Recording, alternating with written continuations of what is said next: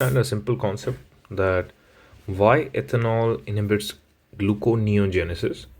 And what gluconeogenesis is, that initially, fundamentally, we are trying to have blood levels glucose, right? Blood glucose levels, normal blood glucose levels from a non carb source, and we are fundamentally converting this non carb source into glucose. Okay, so that's the idea of gluconeogenesis, right?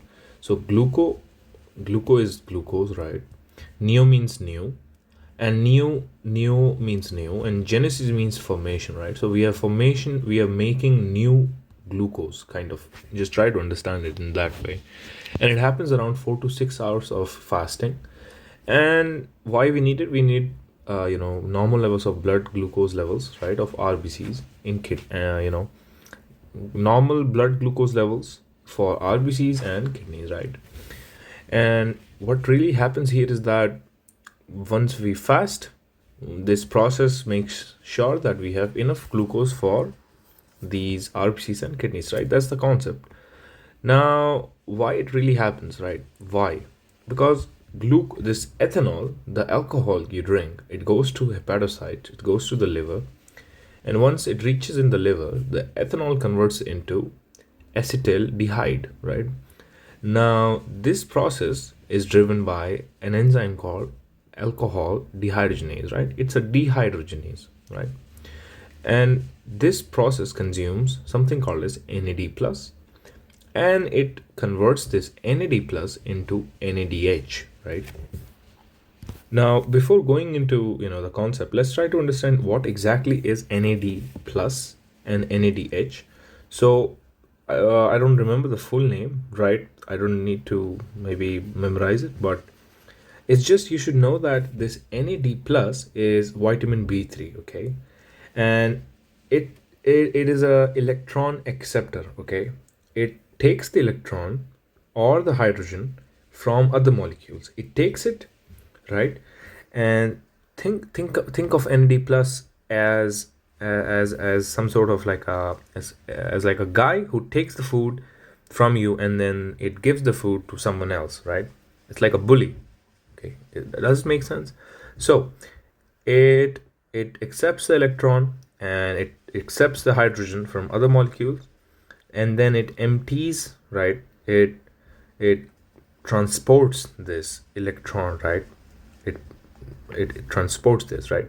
So think of NAD plus as empty energy shuttle, and it wants to be filled with energy, right? Now when NAD plus accepts some sort of electron or proton, we just call it simply NADH, okay?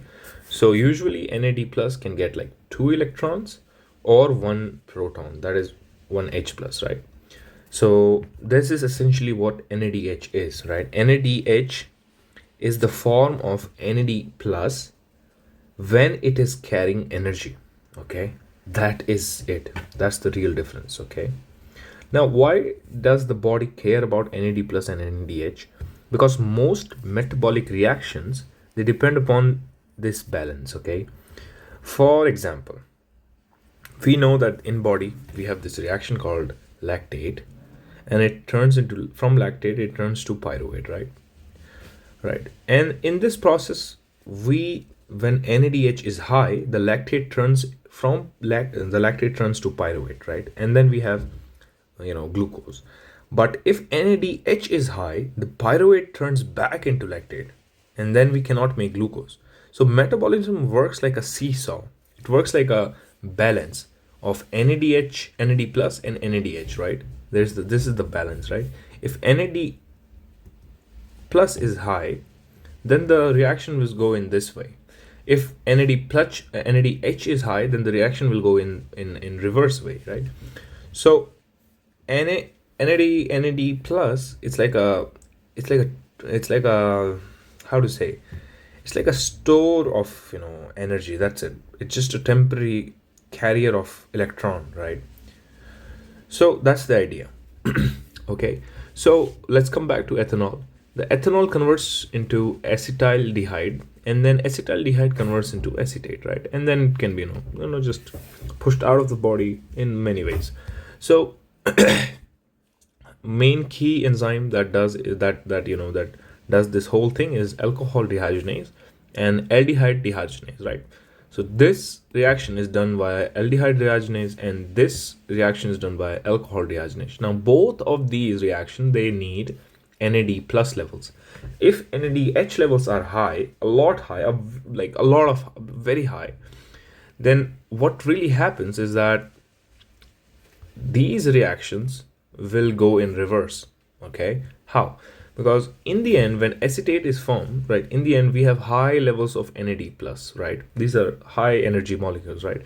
Because all of these reactions are essentially consuming NAD plus, right?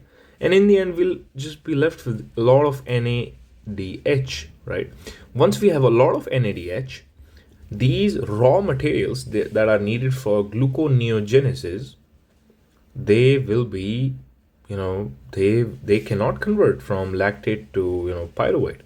Just like these alanine, glycerol, propionate, they cannot convert because NADH levels are insanely high. So the reaction will go in reverse. And then that's the reason we will have this messed up ratio, and that's the reason we will have hypoglycemia in the patient. And usually it happens after hepatic stores of glucose are over, right?